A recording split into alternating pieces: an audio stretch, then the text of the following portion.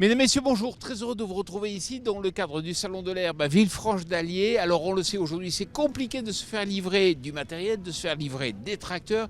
Et comme je connais quand même pas mal de monde, pour tout vous dire, on va essayer de comprendre d'où vient le bug. Top départ pour cette nouvelle émission Power Boost.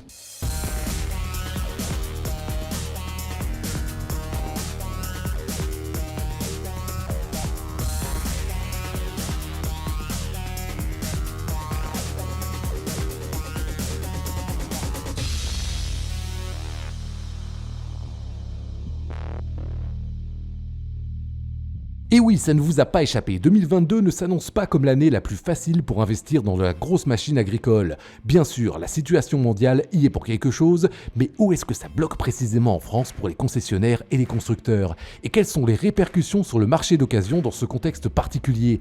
Et y a-t-il des pistes pour régler cette situation? Autant de questions auxquelles Jean-Paul va tenter de répondre lors de son passage au Salon de l'Herbe et des Fourrages qui s'est déroulé dans l'Allier le 31 mai et 1er juin dernier. Alors, pas de temps à perdre, on a une enquête à mener. Enjoy, tout ça.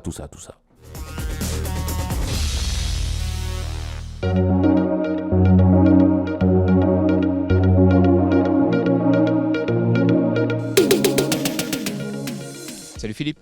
Bonjour Jean-Paul. Alors, tu es entrepreneur dans le 86, dans la Vienne.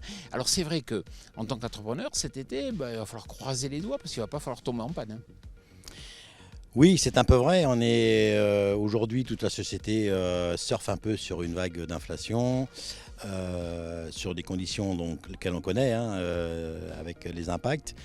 Aujourd'hui, c'est vrai que c'est un réel problème, un souci, des inquiétudes par rapport à tout ce qui est agroéquipement. Dans les délais de livraison, où on est obligé d'anticiper énormément les projets ou les renouvellements, ça c'est une chose.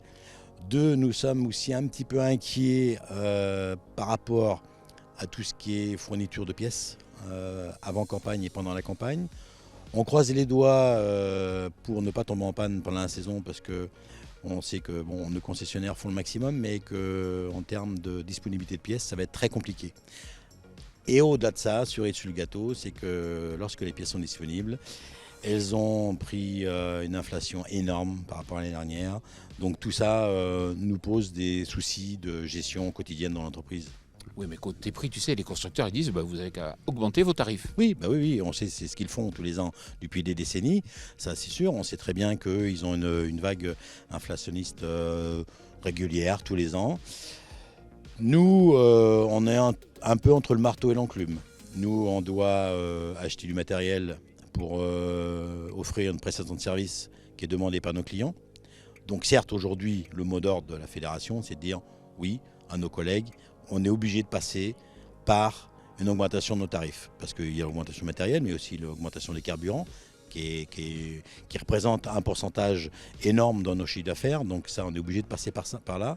Mais on est quand même sensible à l'impact que ça peut avoir chez nos clients.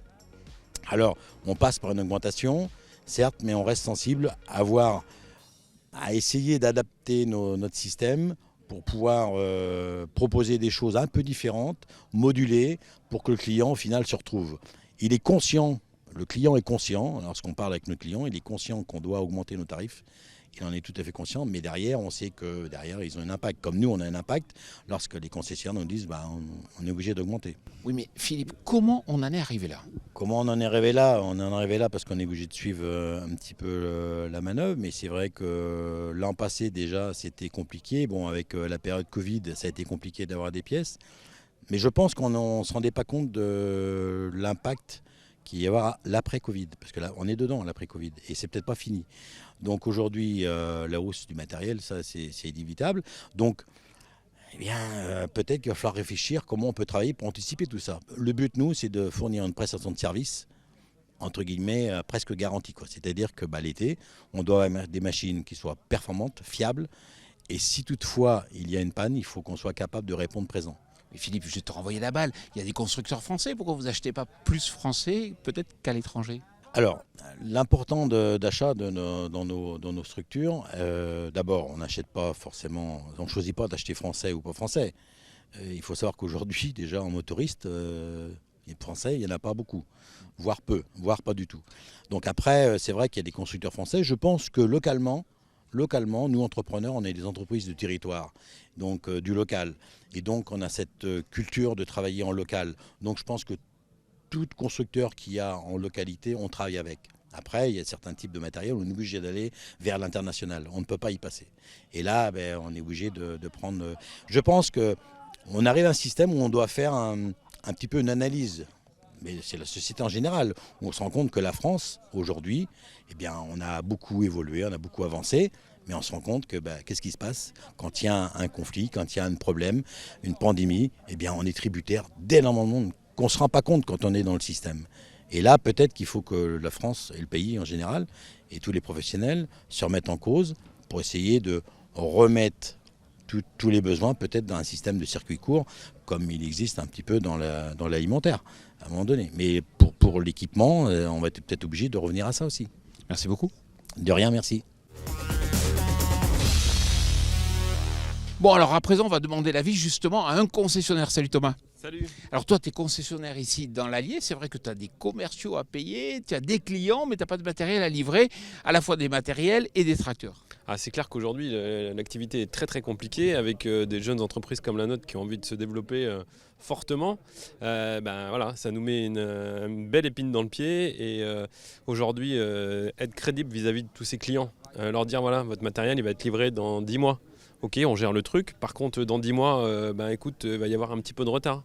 Donc, il faut gérer le client, il faut gérer le banquier, le commercial aussi, qui lui attend sa commission et qui fait tout le boulot. Et malheureusement, c'est pas de sa faute. Et puis, il y a aussi un problème vis-à-vis des clients. Vous reprenez les tracteurs, vous mettez d'accord, je sais pas, le tracteur, il a 10 000 heures, et puis au final, il n'aura pas 10 000 heures. Voilà, anticiper tout ça, c'est très très compliqué. Aujourd'hui, les tracteurs font beaucoup d'heures par an. On le voit parce qu'aujourd'hui, on est capable de proposer du full inclusive avec le crédit, l'entretien, les garanties. C'est sûr que là, ça décale tout. Et aujourd'hui, c'est des frais supplémentaires, aussi bien pour les clients que pour nous à gérer, et des problèmes à gérer encore.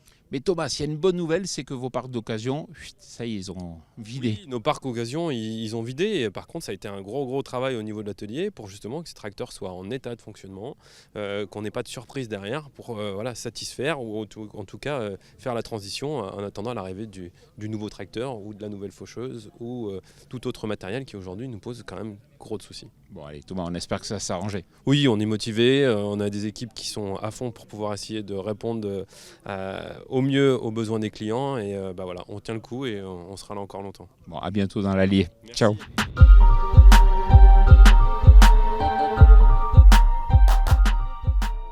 Alors c'est vrai qu'on vit une situation inédite, certainement aussi un peu paradoxale. On a des clients, mais on a du mal à avoir du matériel. Et j'ai trouvé un constructeur courageux. Salut Damien. Bonjour Jean-Paul. Alors c'est vrai qu'aujourd'hui c'est compliqué de se faire livrer un tracteur.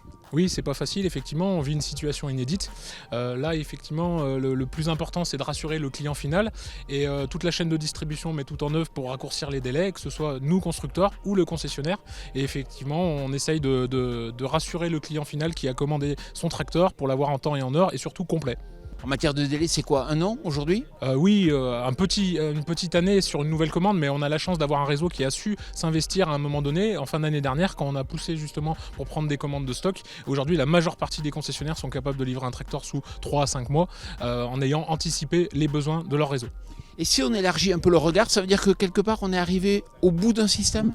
On peut éventuellement se laisser entendre dire ça. Après, clairement, aujourd'hui, nous, en tant que Finlandais, en tant que Valtra, on a souvent tendance à dire que 80% de notre produit est finlandais. Aujourd'hui, on a compris que c'est les 20% qui nous manquent, qui nous embêtent. Alors, je pense qu'au niveau des décisions, effectivement, on pourra peut-être recentrer certaines productions sur l'Europe et pouvoir effectivement faciliter la livraison dans un délai plus court. Merci Damien. Merci Jean-Paul.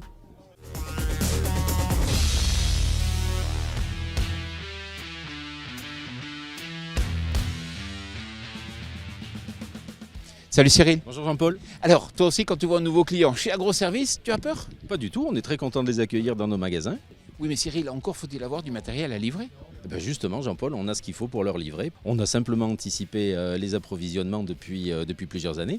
Alors, chance ou malchance, je ne sais pas, mais c'est un peu notre statut particulier puisque nous ne sommes pas concessionnaires et on ne dépend pas d'un constructeur et des livraisons. On est un distributeur et on va chercher plusieurs sources d'approvisionnement pour nos matériels. Ça veut dire qu'aujourd'hui, il ne faut pas attendre longtemps pour avoir une remorque ?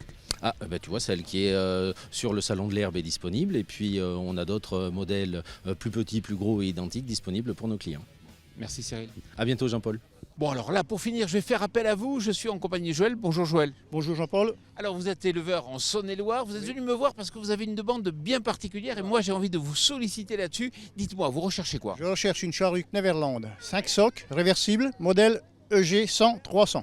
Mais pourquoi ce modèle en particulier? Alors c'est le modèle le plus costaud de chez Kneverland, qui a été très peu distribué, qui est donc pas facile à trouver et qui a une tête 300 chevaux qui résiste bien dans nos terrains assez durs. Et pour moi c'est le top de la charrue chez Kneverland. Pourquoi elle est si dure à trouver? Parce qu'elle était très peu distribuée et dès qu'elle est en vente en occasion, elle est vendue tout de suite. Donc c'est très très cherché, peu de machines sur le marché. Alors, dès qu'on la voit, il faut essayer de se positionner. Mais bon, donc j'espère que mon annonce portera ses fruits. Si quelqu'un a une charrue de ce modèle à vendre, je suis preneur. Il faut faire attention, c'est le modèle en fait qui est capable d'encaisser 200-300 chevaux. Voilà, c'est ça, c'est la tête 300 chevaux, donc on peut mettre ça sur un tracteur puissant, lourd, il n'y a aucun souci. Et si jamais un téléspectateur qui nous regarde a cette charrue, il peut vous appeler? Oui, au 06 10 27 13 75. Merci d'avance. Bon alors Joël, on croise les doigts.